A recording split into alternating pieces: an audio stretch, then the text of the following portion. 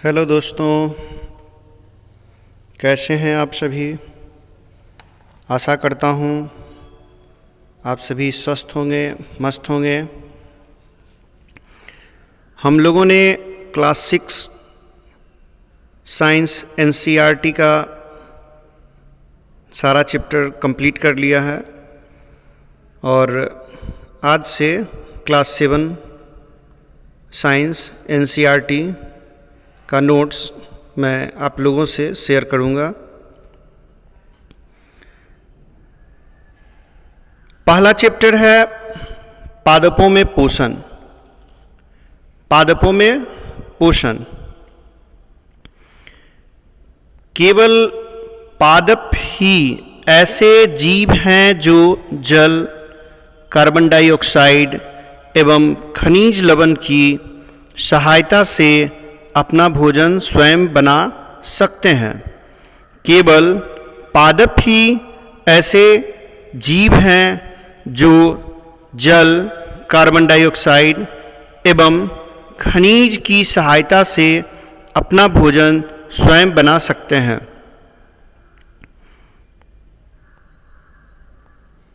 अब है सजीवों द्वारा।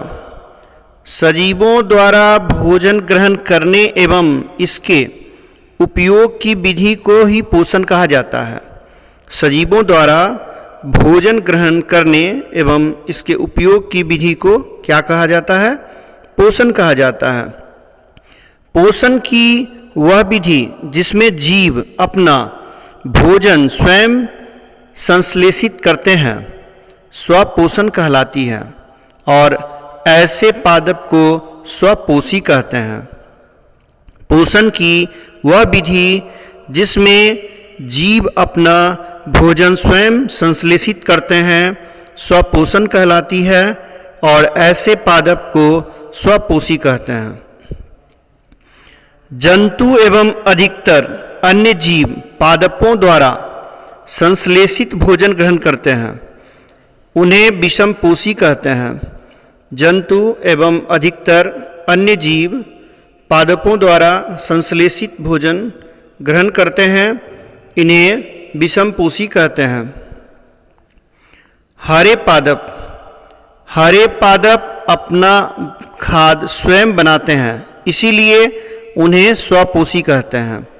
हरे पादप अपना खाद्य स्वयं बनाते हैं, इसीलिए उन्हें स्वपोषी कहते हैं। पादपों द्वारा संश्लेषित खाद्य का भंडारण। पादपों द्वारा संश्लेषित खाद्य का भंडारण स्टार्च के रूप में किया जाता है। अर्थात पादप जो है सो खाद्य का भंडारण किस रूप में करते हैं? तो स्टार्च के रूप में करते हैं। पत्तियां पादप की खाद्य फैक्ट्री होती है। ये पूछा जाता है पादपों की खाद्य फैक्ट्री किसको कहते हैं? तो पत्तियों को कहते हैं। ये जो है पौधों की खाद्य फैक्ट्री किसको कहते हैं? तो पत्तियों को खाद्य फैक्ट्री कहा जाता है। पत्तियों को खाद्य फैक्ट्री कहा जाता है। प्रकाश संश्लेषण में मृदा में उपस्थित जल एवं खनिज लवण, जड़ जिसे मूल भी कहा जाता है, द्वारा अवशोषित कर तने के माध्यम से पत्तियों तक पहुंचाए जाते हैं। पौधे जो होते हैं उनको खनिज एवं जल कहाँ से प्राप्त होते हैं? तो जड़ के द्वारा अवशोषित कर लिए जाते हैं मिट्टी से और तने के माध्यम से उनकी पत्तियों तक पहुंचाया जाता है। पत्ती की सतह पर उपस्थित सूक्ष्म रंध्रों द्वारा वायु में उपस्थित कार्बन डाइऑक्साइड प्रवेश करती है। यह रंध्र द्वार कोशिकाओं द्वारा घिरे होते हैं। प्रकाश संश्लेषण में जड़ की भी एक अपनी भूमिका है, जो मृदा में उपस्थित जल और खनिज लवण को अवशोषित कर तने के माध्यम से पत्तियों तक पहुंचाता है। और पत्तियां क्या करती है? जो वायु में उपस्थित कार्बन डाइऑक्साइड होते हैं उसको, जो पत्तियों में छोटे छोटे रंध्र पाए जाते हैं, उसके माध्यम से उस कार्बन डाइऑक्साइड को प्रवेश कराती है और प्रकाश संश्लेषण क्रिया में भाग लेते हैं। जल तथा खनिज लवण वाहिकाओं अर्थात जाइलम द्वारा पत्तियों तक पहुंचाए जाते हैं।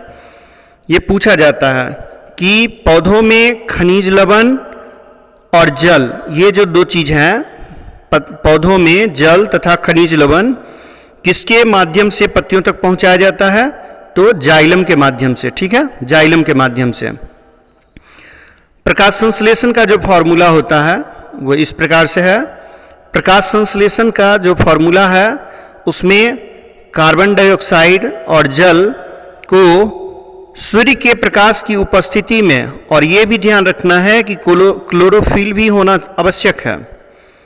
जब कार्बन डाइऑक्साइड और जल को सूर्य की उपस्थिति में तथा क्लोरोफिल की उपस्थिति में जब अभिक्रिया कराया जाता है तो कार्बोहाइड्रेट, जल और ऑक्सीजन प्राप्त होते हैं। अर्थात प्रकाश संश्लेषण में पौधे 6 भाग कार्बन डाइऑक्साइड का, 12 भाग जल का, जब सूर्य का प्रकाश पड़ रहा हो, और क्लोरोफिल क्या करते हैं, उसको कार्बन डाइऑक्साइड और जल को किसमें कन्वर्ट करते हैं? तो कार्बोहाइड्रेट में, जल में और ऑक्सीजन निर्मुक्त करते हैं। यहाँ पे देखिए एक ये जो फॉर्मूला दिया है ये केमिस्ट्री की भाषा है। देखिए केमिकल संतुलन भी करना होता है। जैसे देखिए यहाँ पे 6 CO2 अर्थात 6 कार्बन और 6 दूना 12 ऑक्सीजन, यहाँ पे 12 दूना 24 हाइड्रोजन और 12 ऑक्सीजन, ठीक है, जो मौजूद हैं। देखिए ये पूरा टूट जाता है कैसे? तो यहाँ 6 कार्बन है, यहाँ देखिए 6 कार्बन है, ठीक है।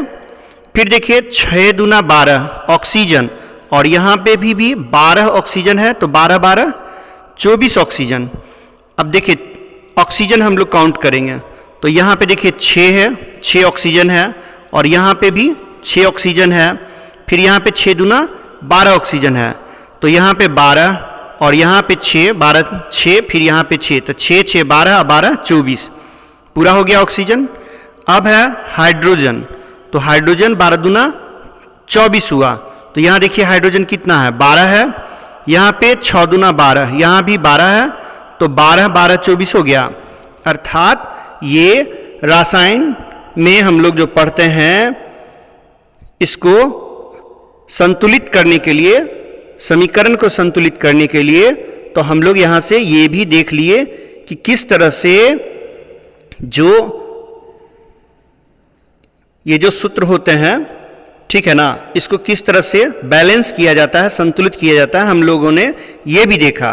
तो प्रकाश संश्लेषण को याद रखने का सिंपल तरीका है कि पौधे की पत्तियां जिसमें क्लोरोफिल पाई जाती है, सूर्य के प्रकाश की उपस्थिति में वायुमंडल से कार्बन डाइऑक्साइड, और जड़ें जमीन से, मृदा से जल अवशोषित कर उनका भोजन कार्बोहाइड्रेट बनाती है।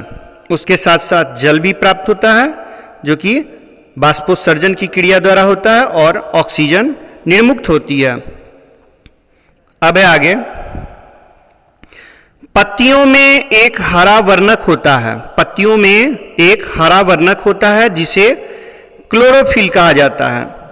पत्तियों में एक हरा वर्णक होता है जिसे क्लोरोफिल कहते हैं। क्लोरोफिल सूर्य के प्रकाश की ऊर्जा का संग्रहण करने में पत्ती की सहायता करता है। पत्तियों में क्या पाया जाता है? एक हरा वर्णक पाया जाता है। इस हरे वर्णक को क्या कहते हैं? क्लोरोफिल कहते हैं। इसको क्या कहते हैं? क्लोरोफिल। और क्लोरोफिल क्या करता है? क्लोरोफिल क्या करता है? सूर्य का जो प्रकाश होता है ना, उससे जो ऊर्जा मिलती है, सूर्य के प्रकाश से जो ऊर्जा मिलती है, वह पत्तियों की सहायता में, संग्रहण करने में उसकी मदद करता है। कौन? क्लोरोफिल। इस ऊर्जा का उपयोग जल एवं कार्बन डाइऑक्साइड से खाद्य संश्लेषण में होता है। अब जो पत्तियों में जो क्लोरोफिल पाया जाता है, जो हरा वर्णक होता है, वह सूर्य के प्रकाश को ऊर्जा के रूप में एब्जॉर्ब कर लेता है और उस ऊर्जा का उपयोग जल और कार्बन डाइऑक्साइड की सहायता से खाद्य संश्लेषण में होता है। क्योंकि खाद्य संश्लेषण सूर्य के प्रकाश की उपस्थिति में होता है और इसे ही प्रकाश संश्लेषण कहते हैं। ठीक है, ये प्रकाश संश्लेषण की प्रक्रिया के बारे में विस्तार रूप से दिया गया है। पत्तियों में उपस्थित क्लोरोफिल में मैग्नीशियम नामक तत्व पाए जाते हैं। ध्यान रखना है, ये जो पत्तियां होती है, पत्तियों में जो उपस्थित क्लोरोफिल होते हैं उसमें कौन सा तत्व पाया जाता है? तो मैग्नीशियम पाया जाता है। ठीक है, प्रकाश संश्लेषण की क्रिया में O2 अर्थात ऑक्सीजन निर्मुक्त होती है। प्रकाश संश्लेषण की क्रिया में कौन सी गैस मुक्त होती है? तो ऑक्सीजन मुक्त होती है। कार्बोहाइड्रेट मंड अर्थात स्टार्च, कार्बोहाइड्रेट मंड में परिवर्तित होती है। कार्बोहाइड्रेट किस रूप में बदल जाता है? तो कार्बोहाइड्रेट स्टार्च के रूप में बदल जाता है या मंड के रूप में बदल जाता है।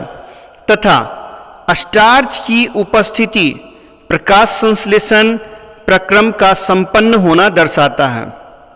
जब पौधों में कार्बोहाइड्रेट मंड के रूप में या स्टार्च के रूप में परिवर्तित हो जाते हैं तो यह जो है सो स्टार्च का उपस्थिति किसको दर्शाता है? तो प्रकाश संश्लेषण के प्रक्रम को पूरा होना दर्शाता है। अर्थात जब पौधे कार्बोहाइड्रेट का रूपांतरण स्टार्च के रूप में कर देते हैं तो यह समझा जाता है कि प्रकाश संश्लेषण की प्रक्रिया पूर्ण हो गई। अब है हरी पत्तियों के अतिरिक्त अन्य वर्ण अर्थात रंग की पत्तियों में भी क्लोरोफिल होता है। आप लोगों ने देखा होगा पत्तियों का रंग, कुछ का रंग बिरंगा होता है, कुछ का थोड़ा सा लाल होता है, कुछ का थोड़ा पीलापन होता है। तो जो हम लोग जो देखते हैं पत्तियों में हरा रंग के अलावा जो रंग होता है, ठीक है, तो क्या वो प्रकाश संश्लेषण नहीं करते हैं? नहीं, ऐसी बात नहीं है। उसमें भी क्लोरोफिल पाए जाते हैं, उसमें भी क्लोरोफिल पाए जाते हैं। पत्तियों में उपस्थित लाल, भूरे अथवा अन्य वर्णक क्लोरोफिल के हरे रंग का प्रच्छादन कर देते हैं अर्थात ढक देते हैं। पत्तियों में जो उपस्थित होते हैं ना, लाल रंग होते हैं या भूरे रंग होते हैं, ठीक है, या अन्य वर्णक या अन्य रंग जो भी होते हैं, वो क्लोरोफिल के हरे रंग को क्या करते हैं? ढक देते हैं, प्रच्छादन कर देते हैं। ठीक है, इनमें भी प्रकाश संश्लेषण होता है, इनमें भी प्रकाश संश्लेषण होता है। ये नहीं समझना है कि अगर कोई पत्ती रंग बिरंगी है तो उसमें प्रकाश संश्लेषण नहीं होगा। तो प्रकाश संश्लेषण नहीं होगा तो फिर वो जीवित कैसे हैं? अर्थात हरे रंग को वो क्या करते हैं? ढक देते हैं। ठीक है, अब आगे, पत्तियों के अतिरिक्त पादप के दूसरे हरे भाग भी प्रकाश संश्लेषण में शामिल होते हैं, कार्य करते हैं। ये नहीं सोचना है कि सिर्फ पत्ती ही प्रकाश संश्लेषण का कार्य करेगी, सिर्फ पत्ती ही प्रकाश संश्लेषण का कार्य करेगी, ऐसा नहीं सोचना है। इसके जो और अन्य हरे भाग होते हैं जैसे तना, हरी शाखा, पत्तियां जो सल्क के रूप में होती है, सूल या कांटे जो भी होते हैं, उन सभी का महत्वपूर्ण भाग प्रकाश संश्लेषण की क्रिया में होता है। आप देखते हैं मरुस्थलीय पौधे जिसमें क्या होता है? उसमें तने होते हैं, सूल होते हैं, तो क्या वह प्रकाश संश्लेषण नहीं करता है? वह भी प्रकाश संश्लेषण की क्रिया में भाग लेते हैं। कार्बोहाइड्रेट जिसका फॉर्मूला होता है C6H12O6। तो देखिए इसी से पता चलता है कि कार्बोहाइड्रेट में किसकी उपस्थिति को दर्शाता है। तो कार्बन, हाइड्रोजन और ऑक्सीजन, कार्बन, हाइड्रोजन और ऑक्सीजन, अर्थात कार्बोहाइड्रेट में कार्बन, हाइड्रोजन एवं ऑक्सीजन होते हैं। कार्बोहाइड्रेट में क्या क्या होते हैं? तो कार्बन, हाइड्रोजन और ऑक्सीजन होते हैं। प्रोटीन में क्या होता है? तो प्रोटीन जो है सो नाइट्रोजनी पदार्थ है। प्रोटीन कैसा पदार्थ है? तो प्रोटीन नाइट्रोजनी पदार्थ है जिसमें कार्बन, ऑक्सीजन, हाइड्रोजन के अलावा नाइट्रोजन भी होते हैं। प्रोटीन में जैसा कि हम लोगों ने पढ़ा, कार्बोहाइड्रेट में कार्बन, हाइड्रोजन और ऑक्सीजन होते हैं। जब कार्बन, हाइड्रोजन और ऑक्सीजन के साथ नाइट्रोजन जुड़ जाएगा तो वह प्रोटीन की उपस्थिति को दर्शाता है। अर्थात प्रोटीन में कार्बन, हाइड्रोजन, ऑक्सीजन के अलावा नाइट्रोजन भी होते हैं। पौधे जो नाइट्रोजन ग्रहण करते हैं, इसके लिए राइजोबियम नामक जीवाणु की महत्वपूर्ण भूमिका होती है। वैसे पौधे जो नाइट्रोजन ग्रहण करते हैं उसमें कौन सा जीवाणु होता है? तो राइजोबियम। ये एग्जाम के दृष्टिकोण से भी आई है, ये ध्यान रखिएगा कि वैसे पौधे जो नाइट्रोजन ग्रहण करते हैं इसमें किस जीवाणु की भूमिका महत्वपूर्ण होती है? तो राइजोबियम। उर्वरक एवं खाद में नाइट्रोजनी पदार्थ की प्रचुरता होती है। उर्वरक एवं खाद में नाइट्रोजनी पदार्थ की प्रचुरता होती है। हम लोग जो उर्वरक या खाद इस्तेमाल करते हैं उसमें भी नाइट्रोजनी पदार्थ पाए जाते हैं। अब है अमरबेल। आप लोगों ने अमरबेल का तो पौधा देखा होगा। वो क्या करता है ना, किसी पेड़ की मदद से या किसी पेड़ की शाखा पर वह हरे हरे रंग का, सिर्फ उसमें तना का ही भाग आपको दिखाई देगा, वो उसको घेर लेता है, कवर कर लेता है। तो अमरबेल क्या है? वह उस पौधों पर निर्भर होता है जिस पर वह फैला होता है और उसी के पोषक तत्व से अपना भोजन ग्रहण करता है। अमरबेल के पादप में क्लोरोफिल नहीं होते हैं, ठीक है। अमरबेल का जो पादप होता है उसमें क्या होता है? क्लोरोफिल नहीं होता है। यह भोजन के लिए दूसरे पौधों पर निर्भर होता है। यह भोजन के लिए दूसरे पौधों पर निर्भर होता है। अमरबेल परपोषी कहलाता है। तो अमरबेल जब उसमें क्लोरोफिल नहीं होता है, वह अपना भोजन नहीं बनाता है, तो उसे पोषक तत्व कहाँ से मिलते हैं? वह भोजन कहाँ से प्राप्त करता है? तो अमरबेल का जो पौधा होता है वह पोषक के लिए दूसरे पौधों पर निर्भर रहता है और इस कारण से अमरबेल परपोषी कहलाता है। परपोषी, देखिए नाम से ही स्पष्ट होता है परपोषी। परपोषी मतलब दूसरों से पोषण प्राप्त करना, दूसरों पर आश्रित रहना।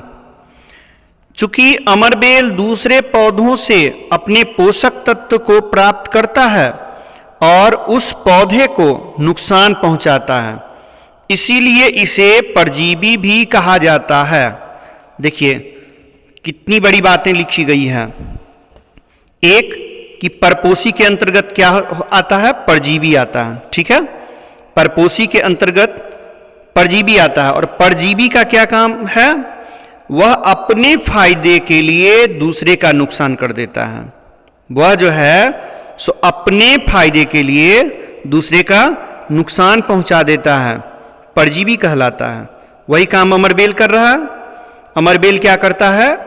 अपना भोजन प्राप्त करने के लिए दूसरों पर तो निर्भर होता है, लेकिन उसको नुकसान पहुंचाता है, साथ साथ उसको नुकसान भी पहुंचाता है। पोषण के अंतर्गत, पोषण के अंतर्गत दो प्रकार के शब्द आते हैं, एक स्वपोषी और दूसरा परपोषी। ठीक है, पोषण दो प्रकार से होता है, एक स्वपोषी, एक परपोषी। परपोषी के अलग अलग भाग हैं, अलग अलग प्रकार हैं। परजीवी, परपोषी के अंतर्गत परजीवी, सहजीवी, मृतोपजीवी। ठीक है, स्वपोषी के अंतर्गत आते हैं पौधे। स्वपोषी के अंतर्गत क्या आते हैं? पौधे। ठीक है, पौधे ये स्वपोषी होते हैं, स्वपोषी के अंतर्गत पौधे आते हैं।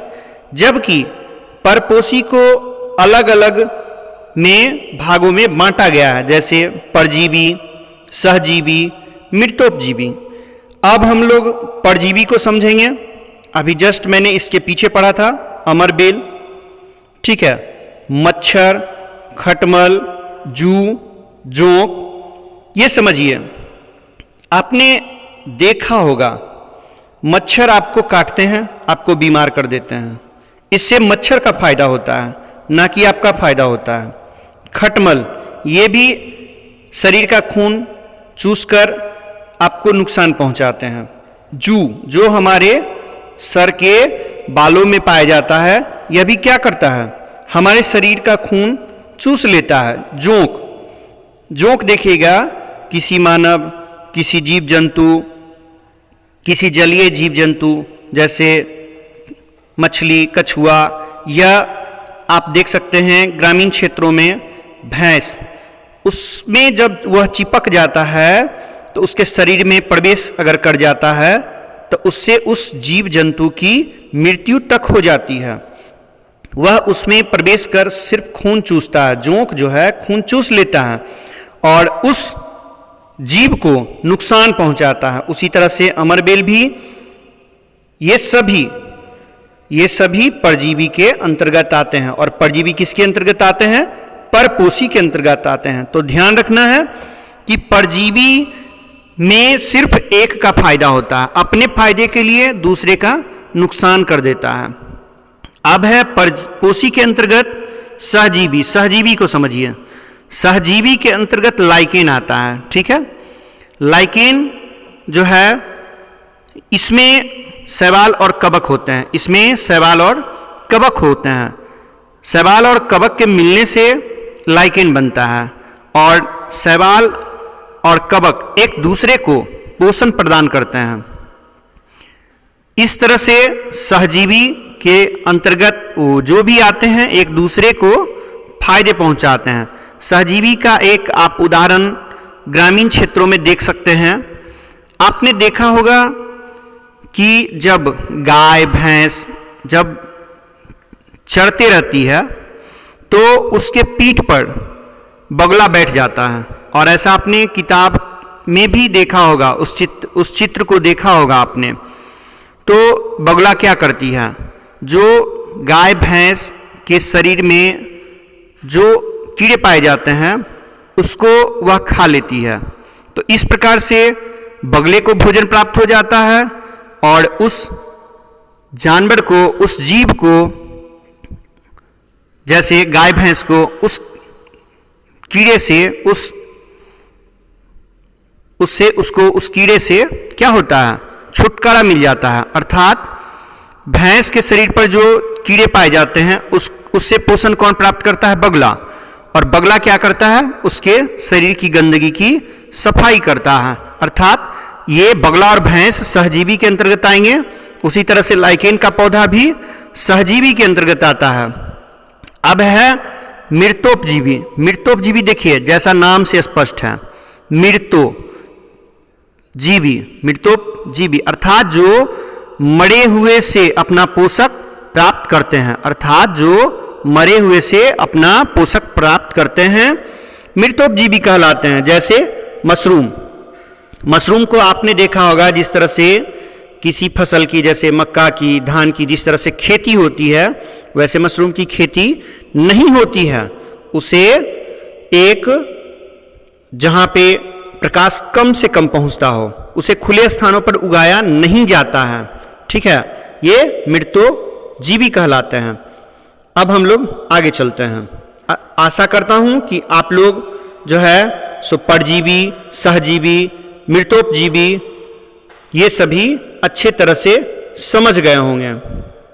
अब है सहजीवी। सहजीवी के अंतर्गत दोनों प्रकार के पौधों या जीवों को लाभ मिलता है, अभी जैसा कि मैंने ऊपर बताया।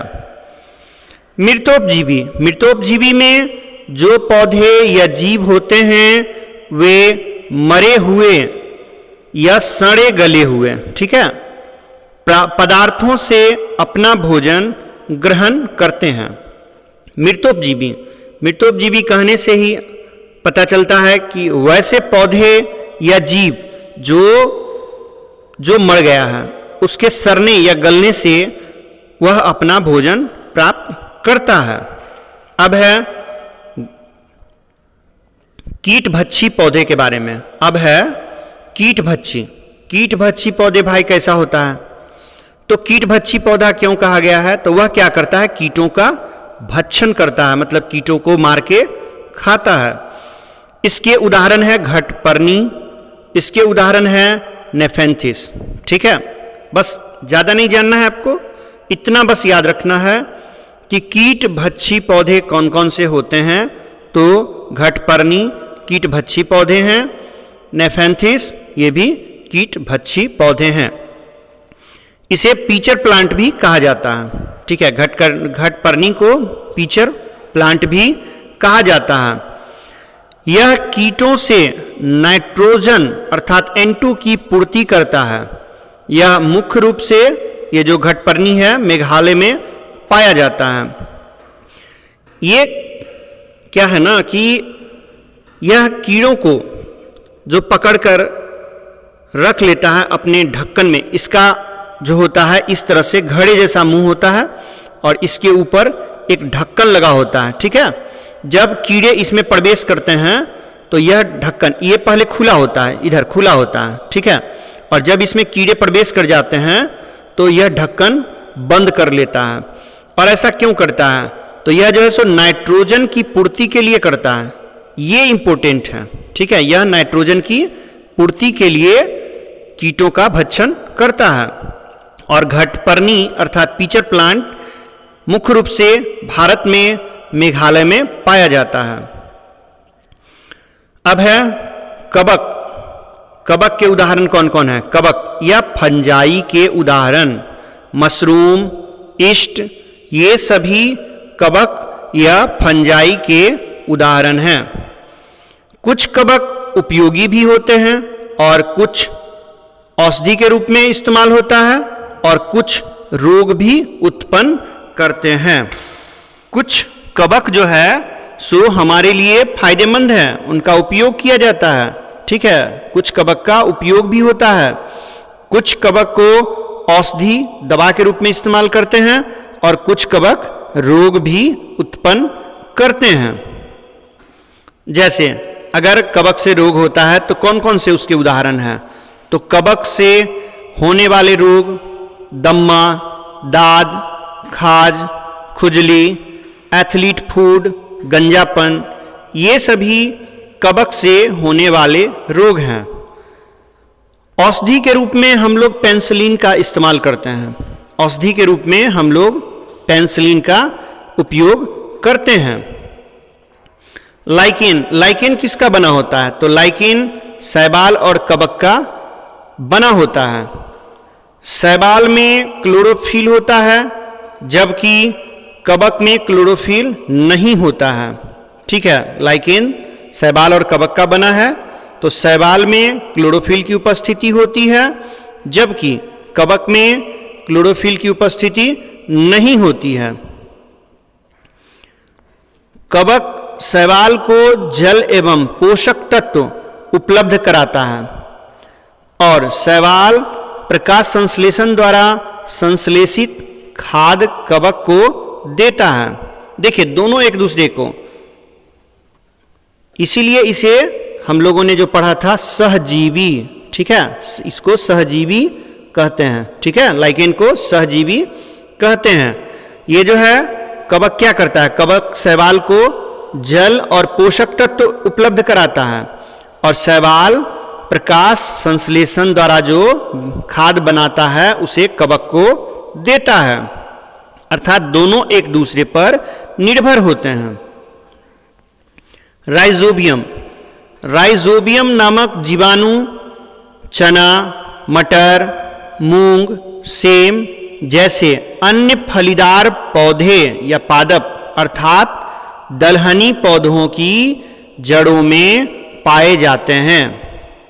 राइजोबियम नामक जीवाणु चने, मटर, मूंग, सेम जैसे अन्य फलीदार पादप अर्थात दलहनी पौधों की जड़ों में पाए जाते हैं, जिससे नाइट्रोजन की पूर्ति होती है और प्रोटीन का भी निर्माण करते हैं।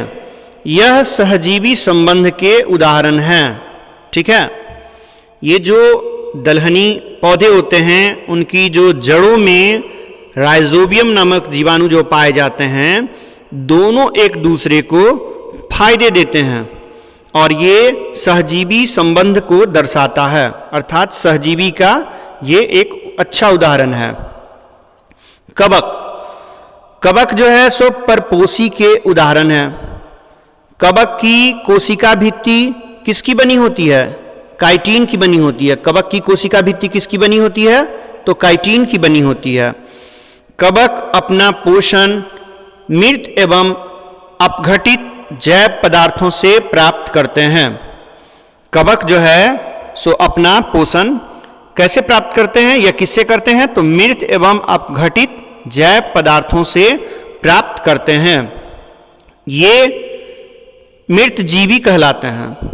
अर्थात वैसे पेड़ पौधे या जीव जंतु जो मृत एवं अपघटित जैव पदार्थों से प्राप्त करते हैं अपना पोषण, उनको क्या कहते हैं? मृतोपजीवी कहते हैं, जैसे कवक। कुछ पादप या अन्य सभी जीव अपने पोषण हेतु दूसरे जीवों पर निर्भर होते हैं, विषमपोषी कहलाते हैं। वैसे पादप या अन्य जीव जो अपने पोषण के लिए दूसरे जीवों पर निर्भर होते हैं, विषमपोषी कहलाते हैं। वैसे जीव क्या कहलाते हैं? विषमपोषी कहलाते हैं। तो आज का क्लास यहीं समाप्त होता है। आशा करता हूं कि मैंने आप लोगों के लिए कुछ बेहतर करने का प्रयास किया है और आगे भी मैं इसी प्रकार का कोशिश करता रहूँगा। ये क्लास 7 की आज शुरुआत हुई साइंस एनसीईआरटी का, और चैप्टर 1 पहला लेसन समाप्त हुआ।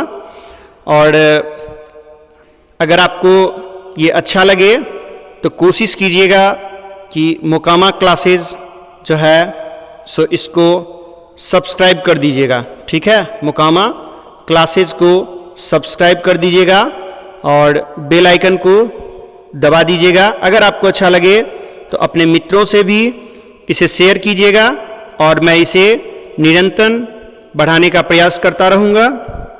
तब तक के लिए जय हिंद।